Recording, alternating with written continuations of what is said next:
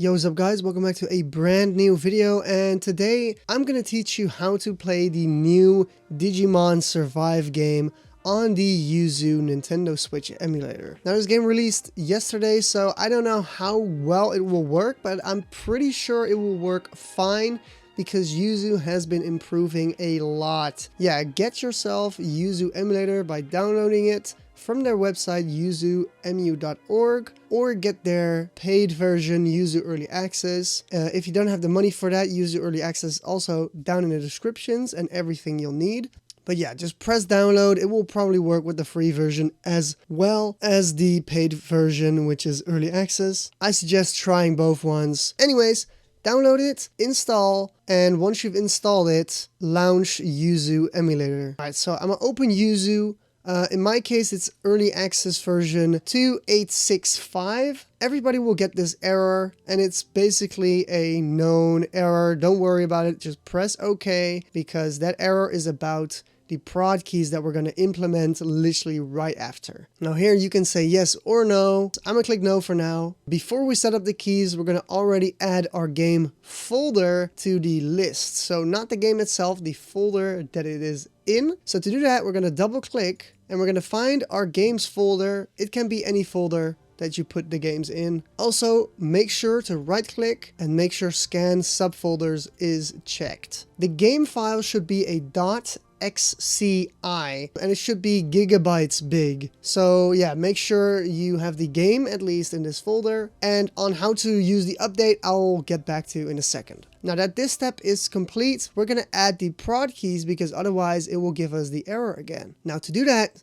go to File and open the Yuzu folder. You will end up in App Data, Roaming, and Yuzu, and in here you'll have a folder called Keys. If you don't, you can make it. Just make sure it's all lowercase and just keys. Now double click on it. If it's empty, don't worry about it. If it has like an auto-generated file, don't worry about it. But this is the place where we're gonna add our prod keys. So put the prod keys file in this keys folder and close out the folder and close out of Yuzu and open Yuzu again. As you can see, all my games are showing up now, so that is one very important step done. Now obviously we're not done yet because we just started setting up Yuzu, and these were like the most important startup settings. Now let's actually configure it by going to Emulation on the top and going to Configure. In here, make sure everything is just like this. I'm going to use the extended memory layout. If something breaks, you can turn this off, so keep that in mind. It might help with stability if you keep it off, but I'm gonna try it with it on. Now, if you don't have this UI, it is called Dark Colorful. It's under General UI, and then Theme. There's multiple themes. Look whatever fits you best, whatever. You don't have to really do anything in here.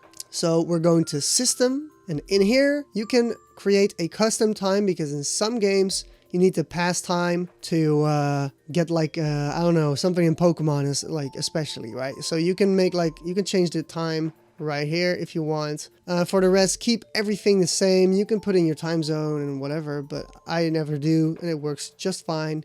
In here you can have multiple profiles. This is how you add it. It's not really important right now, but if you have multiple people playing on the same PC, I recommend doing this. Now, if you want to know how to play with friends, make sure to check my Yuzu Online tutorial, but this is not important for now. Now, under CPU, keep the accuracy to auto. It is recommended, so I'm not going to screw around with that. And now graphics, this is very important. If you don't have a dedicated graphics card like a Geforce RTX, GTX, or like an AMD, let's say RX 550 or whatever, try OpenGL. You probably can't even use Vulkan, but otherwise use Vulkan. You don't need shader cache, so the game will run way smoother FPS wise. So use Vulkan. I said it. Also, make sure your graphics card is updated to the latest drivers, and make sure you chose the right one. Now in here, keep all of these checked. Again, for the people with like Intel HD, try CPU video decoding. If that doesn't work, your system is just not good enough. I'm sorry. People who want to upscale the resolution, make sure to choose 2x, which is going to be 1440p/4K. Do this even if you have a 1080p monitor, it will look way sharper, but only do this if you have a graphics card of at least 2 to 4 gigabytes of VRAM. So basically anything above a GTX 1050 Ti, something like that. Keep window adapting filter to bilinear or nearest neighbor. So I'm going to choose nearest neighbor. And anti-aliasing, I'm going to just put it on. You don't have to. Try it without, maybe you get more FPS. Now that is everything for the standard graphics tab, but under the advanced one, you can try to turn on asynchronous shader building, which will probably reduce shader stutter. So building shaders, this feature is experimental, so if it doesn't work, make sure to turn this one off as well and try it again. Anisotropic filtering, keep it on automatic. Accuracy, keep it on high. Some games like normal more, but you can screw around with it, but just follow my settings for now. Under audio, I really don't change anything. If you want a certain output device, you can change it here. Same with like microphone, probably don't even want to use that one. But that is basically all for audio. Now another very important part is the controls. So you can add multiple controllers, but for now I'm going to stick to one.